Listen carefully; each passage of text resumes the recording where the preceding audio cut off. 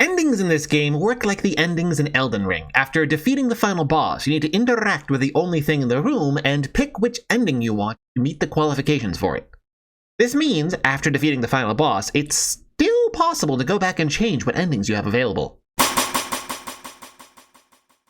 Ending 1 is on by default. It's the neutral ending. To access it, you simply need to reach the end at all. However, you will be locked out of this ending if you meet the requirements for ending 2.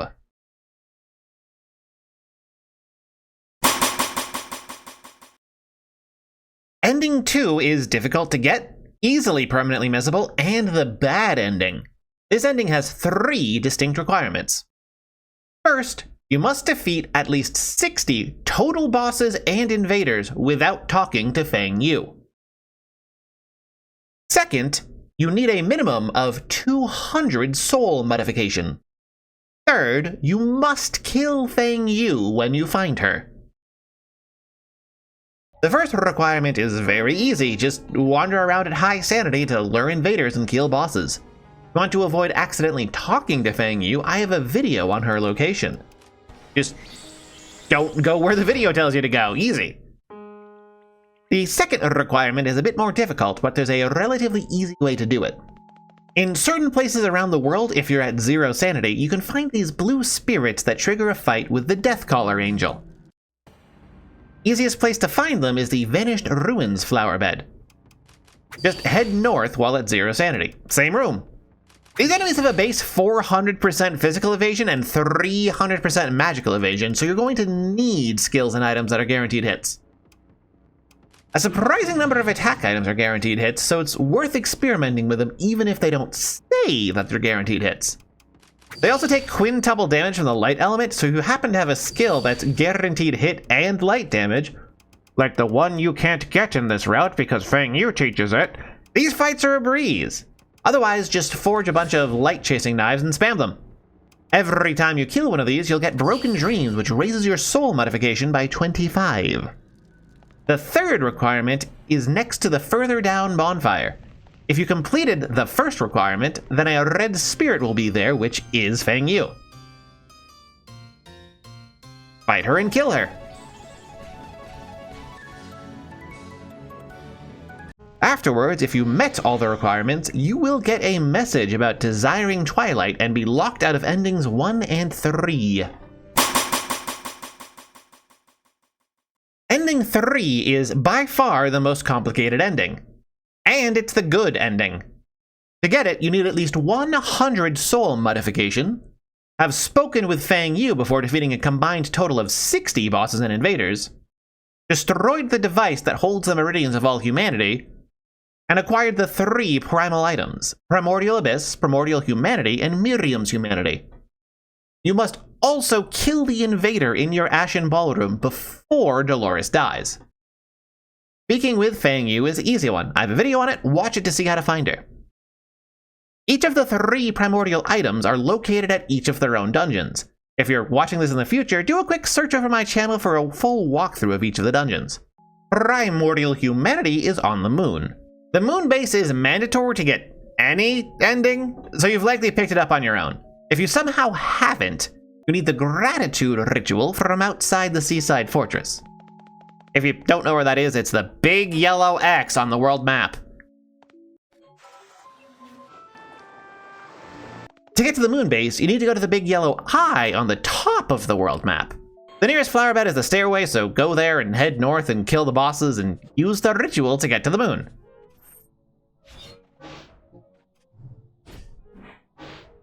Fight your way to the end, solve the first puzzle by aligning all the things to the center, solve the second puzzle by going into room 3, then right, then up, then hitting the switch, then back out. Then go into room 12 and hit that switch. Go in the shutter, kill the boss, grab the item.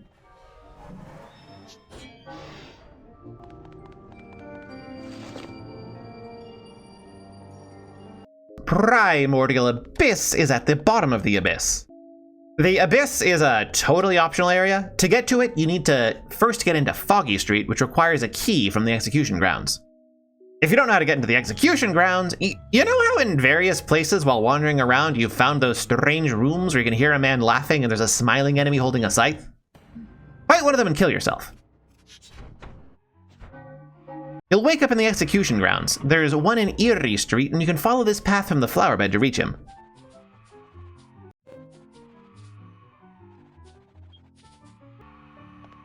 From where you wake up, follow this path to get to the flower bed. If you already have the flower bed, you can follow this path to the key. Once you're in Foggy Street, you pretty much just need to keep going south forever. Go through Foggy Street. Go through the deep ocean. Talk to this mouth anus to hop into the rotting corpse of a god. You'll need to have some way to manage horror to get through here. One option is to buy scrolls from this guy in the Riverside of the Lost. I'd get at least a dozen. Once you make it through, grab the flower bed and kill the next boss to get into the abyss.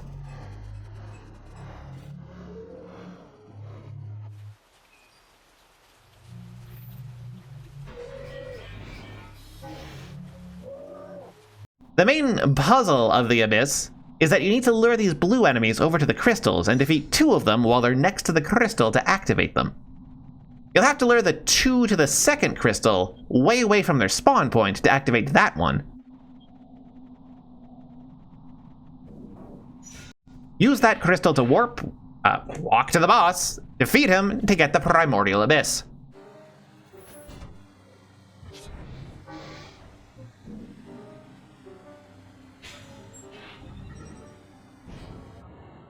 The final of the 3 items is Miriam's humanity. It is at the end of the Painted Worlds.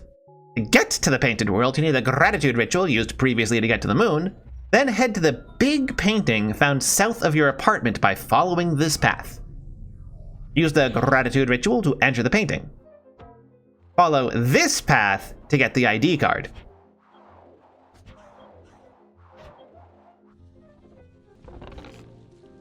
Double back to use the ID card here to defeat the mid-boss. Follow this path to reach the next boss. Beat it, and then wander onto this machine to pick up Miriam's humanity.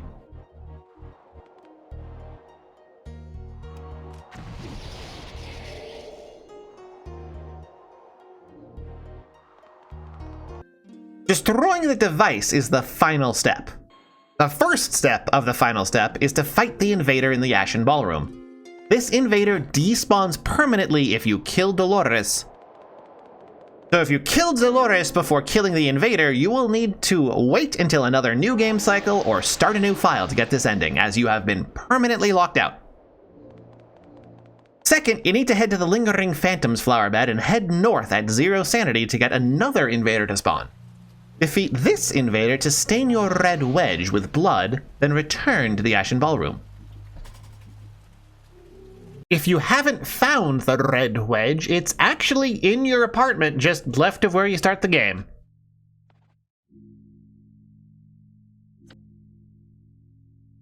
Use the new chalk in the western area to invade your own mind, defeat the boss, and then check your parents' gravestone to get the flower ritual sword.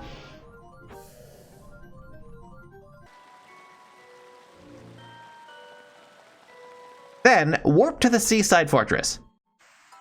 Press Z to jump on the panels here, and then again on this panel here.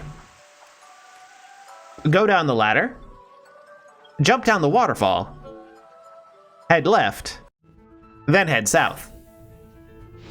Equip the sword you got from your parents' grave, then destroy the device.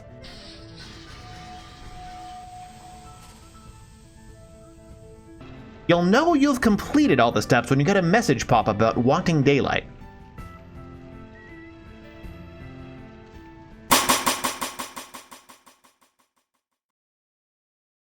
There's also a secret 4th non-ending you can get, which is just the game over screen. To get it, you need to die without being able to respawn at a flower bed, which normally is never supposed to happen.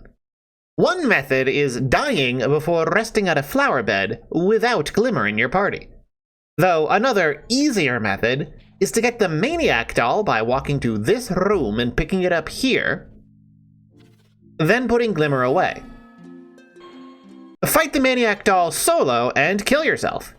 You'll instantly glitch to the game over screen instead of respawning.